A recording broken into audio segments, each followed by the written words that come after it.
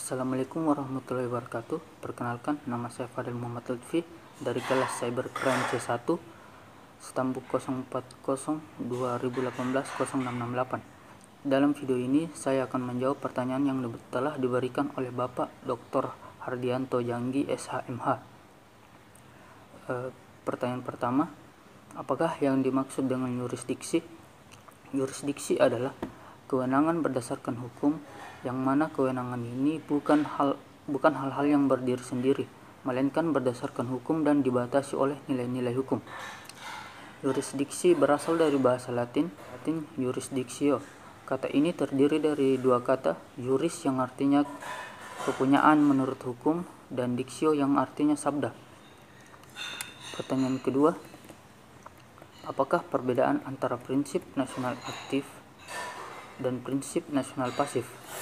Prinsip nasional aktif merupakan negara dapat memberlakukan yurisdiksi nasionalnya terhadap warga negaranya yang melakukan tindak pidana sekalipun tindak pidana itu dilakukan dalam yurisdiksi negara lain. Sedangkan prinsip nasional pasif, setiap negara berhak melindungi warga negaranya di luar negeri, dan apabila negara teritorial di mana ditindak pidana itu terjadi tidak menghukum orang yang menyebabkan kerugian tersebut, maka negara asal korban berwenang menghukum tindak pidana itu apabila orang itu berada di wilayahnya. Pertanyaan ketiga, menurut Masaki Hamano, membedakan pengertian cyber jurisdiction. Sebutkan dan jelaskan pengertian tersebut. Dari sudut pandang dunia cyber, jurisdiction sebagai kekuasaan sistem operator dan para pengguna atau users untuk menentukan aturan dan melaksanakannya di ruang cyber atau virtual. Dari sudut hukum, jurisdiction in cyberspace, kekuasaan fisik pemerintah dan kewenangan mengadili terhadap pengguna internet.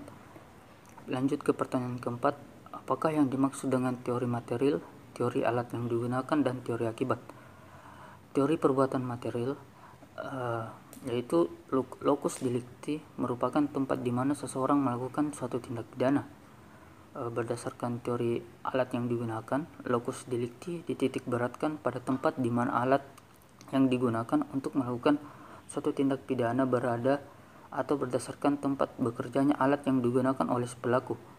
Dan teori akibat, locus delicti ditentukan karena adanya akibat yang muncul dari perbuatan yang telah terjadi, atau ditentukan menurut di mana akibat yang muncul terjadi setelah terjadinya perbuatan tindak pidana tersebut. Dan pertanyaan yang terakhir, apakah yang dimaksud dengan prinsip ubikuitas?